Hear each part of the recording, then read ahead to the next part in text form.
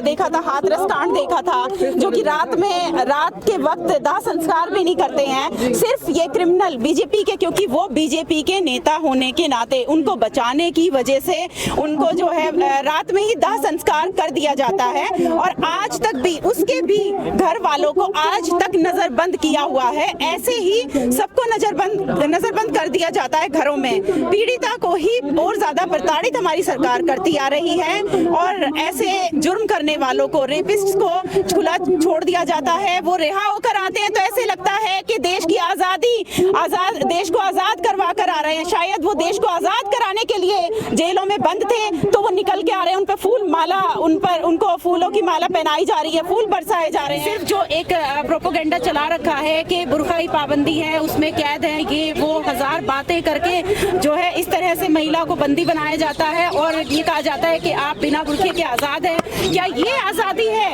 ये आजादी है? इस तरह की आजादी दे रखी है कि कहीं भी कोई भी किसी तरह रेप कर देगा, सत्ताधारी रेप करेंगे। जो हमारे जो कि प्रतिनिधि होते हैं, वो आवाम का काम करने के लिए होते हैं, उनकी मदद करने के लिए होते हैं। अगर वो इस तरह का क्राइम करेंगे तो फिर जनता कहाँ जाएगी? हक की आवाज उठाने वाले जितने भी बेगुनाह बंद हैं जेलों के अंदर, वो आज तक सजा काट रहे हैं, वो आज तक बेल पर भी नहीं निकले हैं, और ऐसे रेपिस्ट को बाहर निकाल दिया जाता है। ये क्यों निकाला जा रहा है? क्या इनका, जैसे कि जैसे देखा बिहार चुनाव में जो एक नकाब पहने हुए एक डॉक्टर के साथ किया गया है सलूक, ऐसे ही ये मंत्री जो है बढ़ावा देते हैं। ऐसे ही बीजेपी के सभी मंत्री और सभी ये एमएलए, सभी को छूट है जैसे तो ये जुर्म करने की। निशात कह तो रहे आदमी है, कहीं यहाँ तो हाथ लगाया नहीं, बस नकाब ही तो खींचा है। बहुत ही घिनौना, ये बहुत ज्यादा घिनौना, और इतनी घिनौनी हंसी के साथ उन्होंने ये बोला है। शर्म आती है ऐसे नेता को, ऐसे सम्मानित पदों पर इनको क्यों बिठा के रख रखा है? हमारा देश किस जगह जा रहा है? कहाँ जा रहा है हमारा देश? रेप पीड़ितों को ऐसे प्रताड़ित किया जाता है।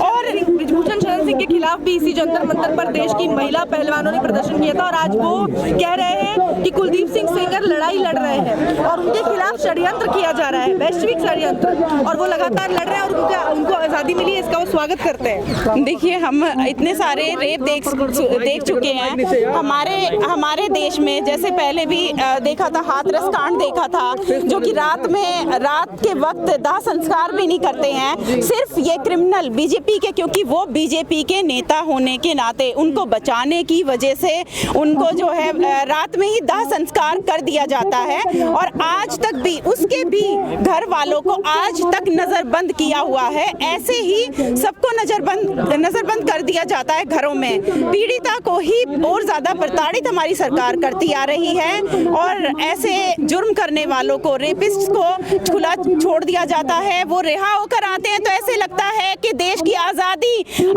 देश को आजाद करवा कर आ रहे हैं। शायद वो देश को आजाद कराने के लिए जेलों में बंद थे, तो वो निकल के आ रहे हैं। उन पर फूल माला, उनको फूलों की माला पहनाई जा रही है, फूल बरसाए जा रहे हैं। ये हमारा देश हो चुका है आज के दौर में सिर्फ नारे में और स्लोगन्स में ही रह गया है। बेटी बचाओ, बेटी पढ़ाओ, बाकी महिला कहीं भी सुरक्षित नहीं है, कहीं भी सुरक्षित नहीं है। वो भरी भीड़ में सुरक्षित नहीं है, वो देश के सम्मानित मंच पर भी अगर वो खड़ी है तो वहां भी सुरक्षित नहीं है। और ये असुरक्षा सिर्फ और सिर्फ इसलिए ही महसूस हो रही है क्योंकि जो सत्ताधारी बैठे हैं वही क्रिमिनल है, और ये क्रिमिनल ऐसे क्रिमिनल हैं कि ये दूसरों को और ज्यादा बढ़ावा दे रहे हैं। नहीं, अदालतों पे विश्वास नहीं रहा। अदालतों पर अगर विश्वास होता तो अदालत उसको ऐसे बरी न कर रही होती, उसको सजा देती। किस तरह का कानून है ये? काट चुके हैं, 7.5 साल की बेचारे ने सजा काट ली। अदालत ये कह रही है 7.5 साल की सजा क्या होती है? एक लड़के की जिंदगी तबाह कर दी गई है, उसका पूरा परिवार तबाह हो गया है, तो 7.5 साल की सजा उसको तो फौरन,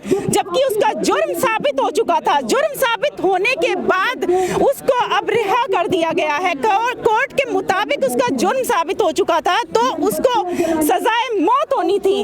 ऐसे लोगों को तो भरे चौराहों पर मार देना चाहिए ताकि दूसरे क्रिमिनल थर्राएं कुछ ऐसा कभी ना करें, किसी बेटी के साथ ऐसा ना हो।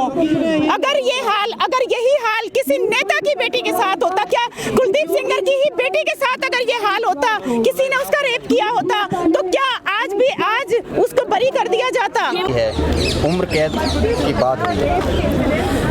देखिए, हमें न्यायालयों से ही उम्मीद थी और उम्मीद न्यायालयों से ही करेंगे कि उनको सही फैसला करना चाहिए, क्योंकि ये उनके फैसले हमारे देश में क्राइम बढ़ा रहे हैं। तो हमारे न्यायालयों को जो है इस चीज़ को देखते हुए सही फैसला करना चाहिए, और क्योंकि सत्ताधारी अगर ऐसा कर रहे होंगे तो आम जनता पर क्या असर पड़ेगा। महिलाएं और ज़्यादा असुरक्षित महसूस करेंगी और क्रिमिनल जो है और ज़्यादा खुले आम जो है क्राइम करेंगे।